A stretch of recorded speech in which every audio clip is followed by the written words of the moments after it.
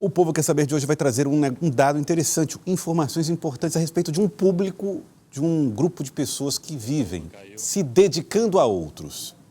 E aí, quando passa o tempo, como eles podem retomar as suas vidas? Nós vamos trazer as informações do Clebson Lustosa, que fez uma reportagem a respeito deste assunto. Vamos lá. Uma história de amor e abdicação. Há 12 anos, Silvia viu a vida dela mudar o curso e a direção. Por conta de 2 derrames da mãe, a professora de 47 anos largou o emprego e passou a dedicar o dia dela a cuidar da senhora de 85 anos. O dia que eu vivo para ela e por ela. Durante esses 12 anos tem sido bem difícil. Eu tive um irmão que morreu já há 22 anos, então ela ainda sentiu a perda desse filho. E hoje eu acho que eu sinto muito mais, porque eu me sinto muito sozinha. Planos pausados e um futuro com um único foco voltado para o bem-estar do outro. Em meio a conversas, sonhos e projetos que ficaram pelo caminho. Eu tenho muita vontade de fazer psicologia. Como? Quando? De ir em busca de um trabalho. Não tem como.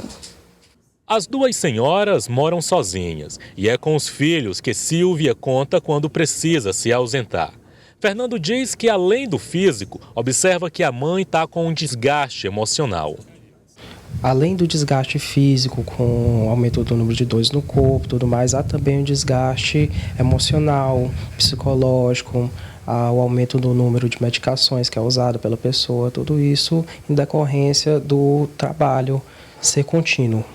Para fugir até mesmo de uma depressão, este psicólogo explica que o cuidador precisa lutar para não perder a identidade e ficar sem perspectiva.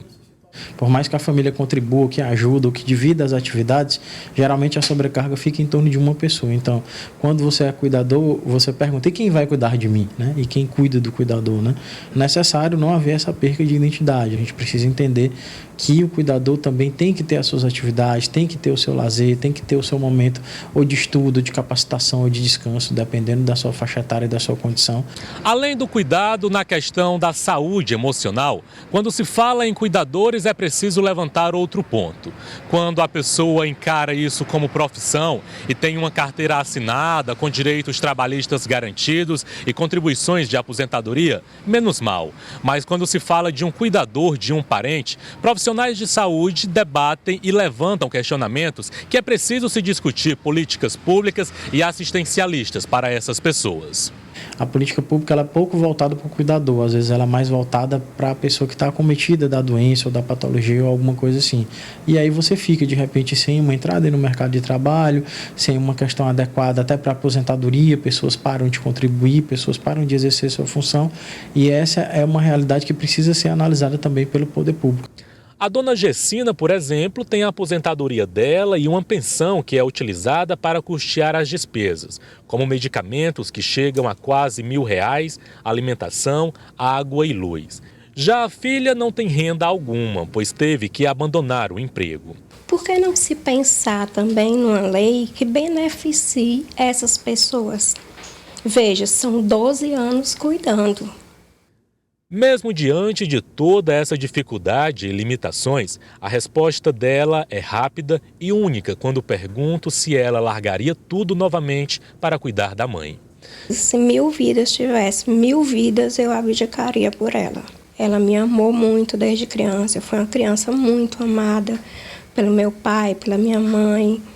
E eu acho que eu até assim nasci para cuidar.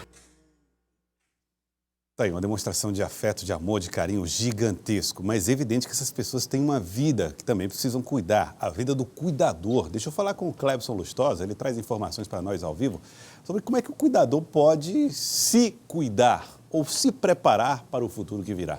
Clebson, mais uma vez, boa tarde. Isso mesmo, Joelson, mais uma vez boa tarde para você e a todos que acompanham o Jornal do Piauí. A gente vai continuar, Joelson, falando sobre esse assunto e sobre a sua abordagem. Aqui ao meu lado eu estou com a doutora em políticas públicas, a professora doutora Solange Teixeira, que ela tem uma vasta pesquisa na área de envelhecimento. A professora falava para a gente agora há pouco que até 2030, 2050, a população idosa no Brasil deve ser superior em relação à jovem, em relação também à adulta. E a professora explicava para a gente como se faz necessário discutir políticas públicas e assistencialistas para esses cuidadores. Não é, professora? Porque está aumentando o número de idosos e, consequentemente, cada vez mais se faz necessário o número de cuidadores. Mas, até agora, não se tem mecanismos para dar uma assistência para essas pessoas. Boa tarde. Boa tarde. Exatamente. O que ocorre com o envelhecimento da população, né, e com essas taxas crescendo mais do que a população jovem, e não só a questão da população que atinge 60 anos, mas especialmente as suas divisões internas, né? Hoje nós temos grupos de 80 anos, de 100 anos, né? E esses grupos são mais tendentes a terem problemas de dependência, né? Em função do crescimento e de maior incidência de doenças crônico-degenerativas no grupo de idosos e no grupo de mais idosos, né? E essa tendência mundial também se expressa no Brasil, e com o aumento da dependência, a gente vai precisar cada vez mais de mais serviços de cuidado, tanto no âmbito do domicílio como no âmbito das políticas públicas. Porém, o que a gente assiste é uma crise do cuidado, porque as políticas públicas elas estão com problemas, na maioria das vezes, em volta da questão do financiamento, que é a atual situação da realidade brasileira, e as famílias também, por sua vez, elas estão menores, com maior incidência de pobreza, né? E isso leva a que todos os membros familiares tenham que buscar emprego ou inserção, ainda que precária, no mundo do trabalho. E isso diminui a quantidade de cuidadores, né? A gente já não tem mais os cuidadores em tempo integral, com a inserção das mulheres no mercado de trabalho, na ampliação da sua escolarização. E apesar de todas as mudanças, a gente ainda vive uma sociedade na qual o cuidado é atribuído às mulheres, né?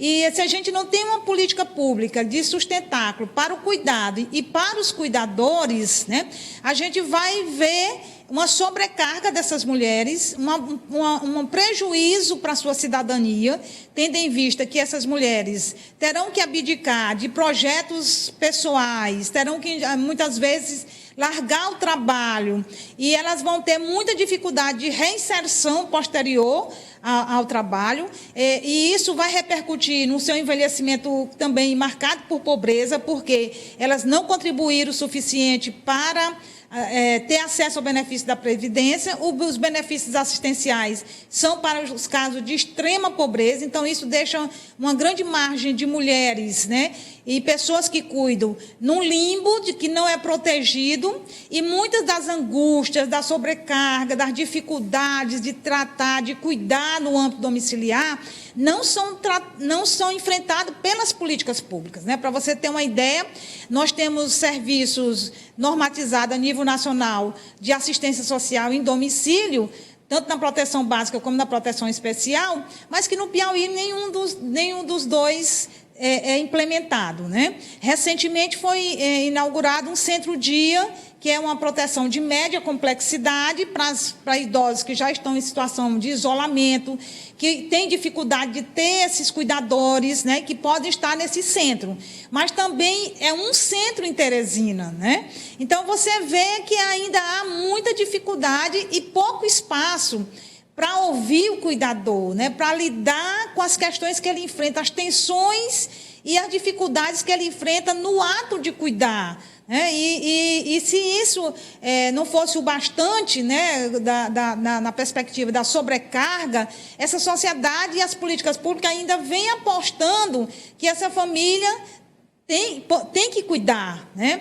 Que ela precisa ser potencializada para cuidar. Então, a maioria das políticas de cuidado, elas são muito mais no sentido de repassar para o âmbito domiciliar, ao invés de aliviar essa carga domiciliar.